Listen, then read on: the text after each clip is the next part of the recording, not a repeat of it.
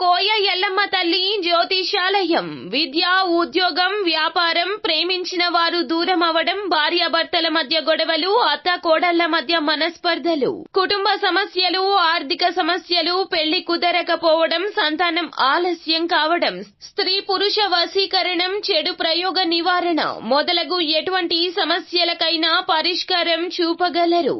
స్త్రీ పురుషులకు ఎటువంటి సమస్యలు ఉన్నా నమ్మకంతో కాల్ చేయండి. ఫోన్ ద్వారానే జ్యోతిష్యం చెప్పబడును. Phone number 9014339338. హాయ్ ఫ్రెండ్స్, అందరికీ నమస్కారం అండి. నవంబర్ మాసంలో 19వ తేదీ అనగా మంగళవారం తిథి ఈ రోజున తులారాశి జాతకుల యొక్క గోచార ఫలితాలు ఎలా ఉండబోతున్నాయో ఇప్పుడు మనం ఈ వీడియోలో తెలుసుకుందాము. ఈ రాశి జాతకులు ఈ రోజున నక్క తోక తొక్కినట్లుగా ఫలితాలు అయితే కలగబోతున్నాయి. అది కూడా ఈ రోజు పొద్దున్నే 11:30 తర్వాత నుండి కూడా ఇలాగే ఉండబోతుంది. 11:30 నుండి రాత్రి 11:30 వరకు కూడా ఏకకాలంలో ఎన్నో అద్భుతాలు చూడబోతున్నారు. జరిగేది ఇది వాస్తవం అంటున్నారు జ్యోతిష్కులు. ఏం జరగబోతుంది, ఎటువంటి ఫలితాలు అయితే పొందుకోబోతున్నారో ఇప్పుడు మనం ఈ వీడియోలో తెలుసుకుందాము. అంతకంటే ముందు ఫ్రెండ్స్, వీడియోని పూర్తిగా చూడండి. అప్పుడే మేము ఏం చెప్పబోతున్నామో మీకు అర్థమవుతుంది. వీడియో గనక మీకు నచ్చినట్లయితే గనక లైక్ చేయండి. మీ లైక్ మాకెంతో సపోర్ట్ అండ్ ఎంకరేజ్మెంట్ గా ఉంటుంది. ఇక ఆలస్యం చేయకుండా వీడియోలోకి వచ్చేద్దాం. చక్కటి ఫలితాలు సాధిస్తారు. ప్రజా సంబంధాలు చక్కగా ఉంటాయి. ఈ రోజున చిత్ర విచిత్రమైన వ్యాపారాల గురించి మంచి అనుభవాన్ని కూడా కలిగి ఉంటారు.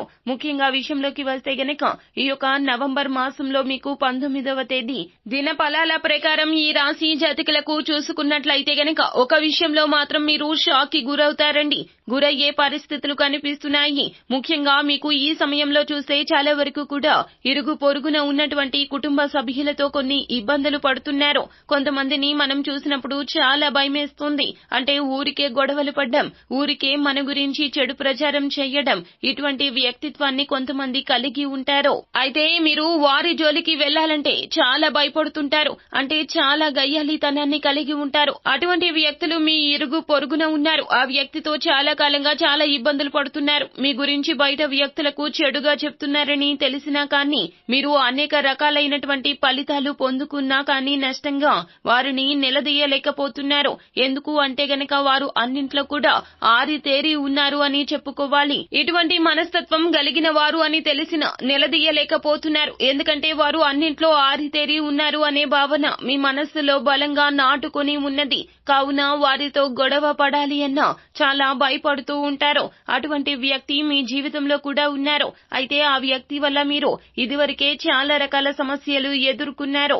కొన్ని సందర్భాల్లో మానసికంగా మీకు ప్రశాంతత లేని రోజులు కూడా అనుభవించారు. వారి వల్ల కుటుంబ సభ్యులతో కూడా మీకు గొడవలు జరిగాయి. ఈ విధమైన పరిస్థితులు ఈ రాశి వారు ఎవరైతే ఉన్నారో అంటే ఈ యొక్క నవంబర్ మాసంలో మీకు 19వ తేదీ మంగళవారం తిథి నుండి మీకు పొద్దున్నే 11:30 తర్వాత నుండి కూడా మీరు షాక్ కి గురయ్యే సంఘటనలు అయితే కీలకంగా జరగబోతున్నాయి.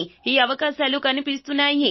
ఏమిటంటే గనక మీరు వారితో గొడవ నేరుగా పెట్టుకోలేకపోయారో, వారిని నేరుగా నిలదీయలేకపోయారో, కానీ ఒక ధైర్యం ఉన్న వ్యక్తి వారితో గొడవ పెట్టుకుని అందరి ముందు వారిని అవమానించే పరిస్థితులు కనిపిస్తున్నాయి. అంటే వారు ఏ విధంగా అయితే ధైర్యవంతులు, అంతకు మించి ధైర్యం ఉన్న వ్యక్తి వచ్చి వారితో గొడవ పడి వారిని అందరిలో అవమానిస్తారో వారికి గుణపాఠాన్ని ఎలా చెప్తారంటే జీవితంలో వారు ఇంకొకరి జోలికి వెళ్లాలంటే భయపడతారో ఆ విధంగా గుణపాఠాన్ని నేర్పించే ఒక వ్యక్తి రాబోతున్నారు.